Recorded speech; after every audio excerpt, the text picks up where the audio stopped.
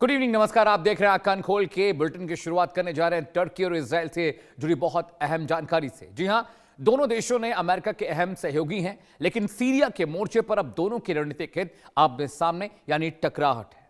Gaza युद्ध के बाद तनाव बढ़ गया है। सीरिया में सैन्य मौजूदगी और क्षेत्रीय प्रभाव की होड़ ने टकराव को और भी गंभीर बना दिया है और अब हालात और ज्यादा तनावपूर्ण हो गए हैं। रिपोर्ट देखिए। अमेरिका के दो सहयोगी दोस्त जब आपस में भिड़ने लगे तो सबसे बड़ा सवाल सिर्फ ये नहीं होता कि कौन जीतेगा, सवाल ये भी होता है कि अमेरिका किसके साथ खड़ा होगा।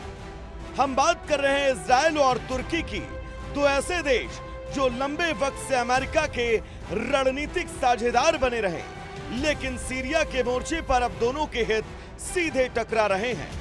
18 अगस्त 2026 को सीरिया के अबू अल दुहूर एयरबेस पर इजराइल ने हवाई हमले किए।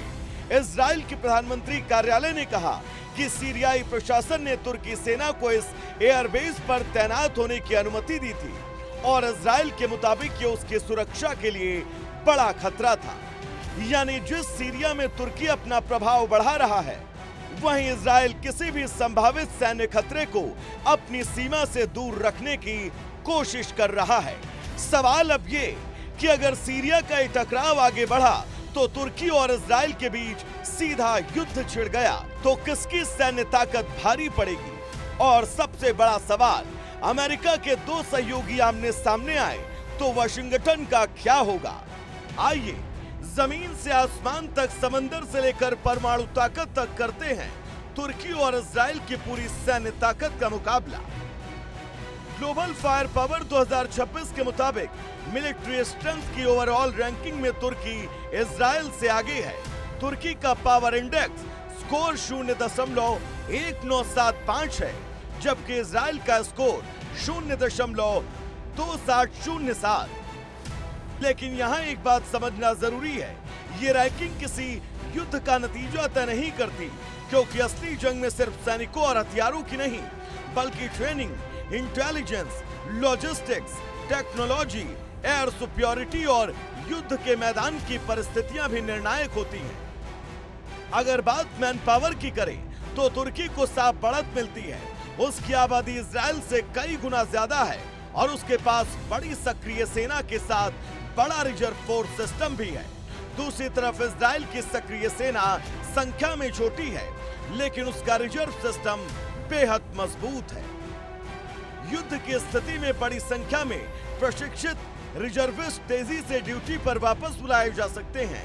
यानी लंबे युद्ध में तुर्की के पास आबादी और मैन पावर का फायदा हो सकता है, जबकि अचानक शुरू हुए युद्ध में इजराइल की तेज मोबिलाइजेशन क्षमता बेहद अहम साबित हो सकती है। अब आते हैं जमीन की लड़ाई पर, और यहाँ तुर्की की संख्या साफ तौर पर भारी है। तुर्की के पास 2000 से ज्यादा मेन बैटल टैंक हैं, जिनमें लेपर्ड 2A4, अपग्रेडेड M60 और स्वदेशी अल्ताई जैसे प्लेटफॉर्म शामिल हैं। इसके अलावा आर्म्ड व्हीकल, आर्टिलरी और रॉकेट सिस्टम की बड़ी संख्या तुर्की को बड़े पैमाने पर ग्राउंड ऑपरेशन चलाने की क्षमता देती है। दूसरी तरफ इजराइल के पास टैंकों की संख्या काफी कम है, लेकिन उसका मार्कावा MK4 सिर्फ एक टैंक नहीं, बल्कि एक पूरा सर्वाइकल सिस्टम है। इसमें ट्रॉफी एक्टिव प्रोटेक्शन सिस्टम जैसे सिस्टम एंटी टैंक मिसाइल और रॉकेट से सुरक्षा देने में सक्षम करते हैं। इसलिए अगर युद्ध लंबा और बड़े भूभाग पर फैलता है तो तुर्की की संख्या काम आ सकती है, लेकिन छोटे और हाई टेक ग्राउंड कॉन्फ्लिक्ट में इजराइल की क्वालिटी बड़ा फैक्टर बन सकती है। लेकिन जैसे ही लड़ाई जमीन से उठकर आसमान में पहुंचती है, तस्वीर बदल जाती है। तुर्की के पास कुल मिलिट्री एयरक्राफ्ट की संख्या ज्यादा है और उसकी ड्रोन इंडस्ट्री ने पिछले कुछ सालों में दुनिया का ध्यान खींचा।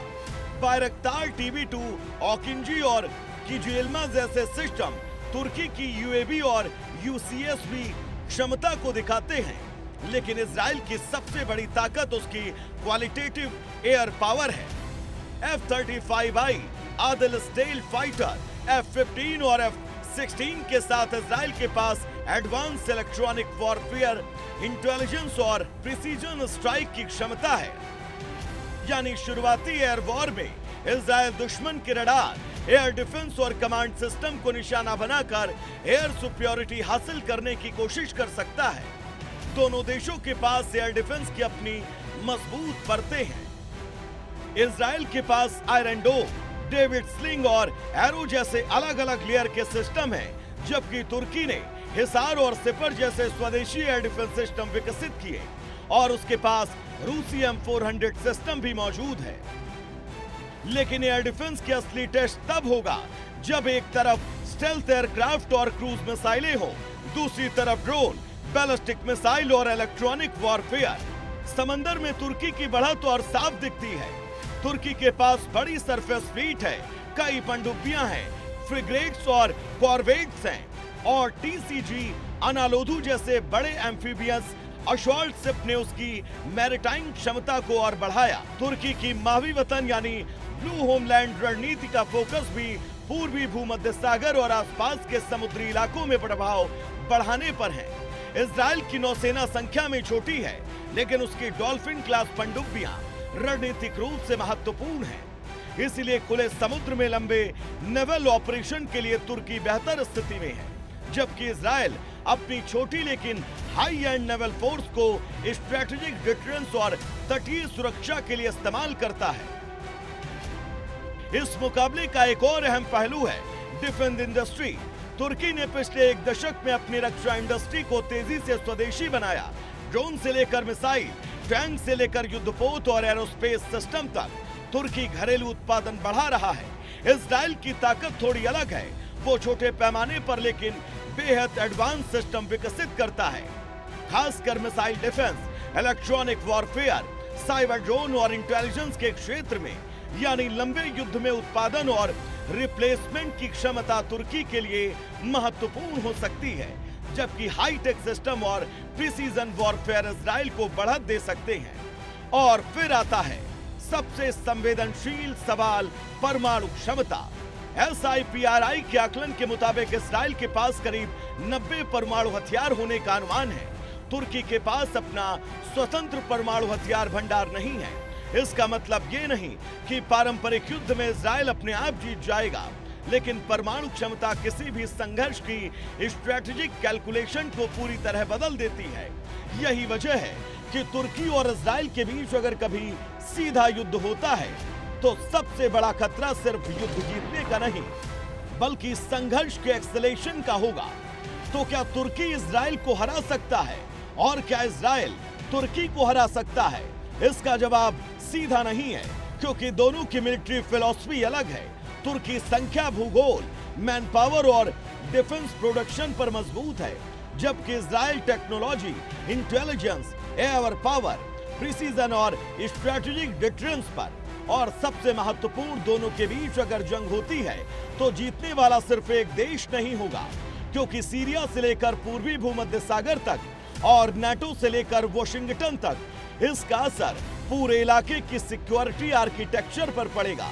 इसलिए फिलहाल असली जवाब ये नहीं कि तुर्की जीतेगा या इजराइल, बल्कि ये है कि क्या अमेरिका और बाकी ताकतें इस टकराव को जंग बनने से रोक पाएंगी, क्योंकि 2026 में तुर्की और इजराइल के बीच सैन्य टकराव और सिर्फ काल्पनिक युद्ध का सवाल भर नहीं, सीरिया में दोनों के हित सीधे टकरा रहे हैं।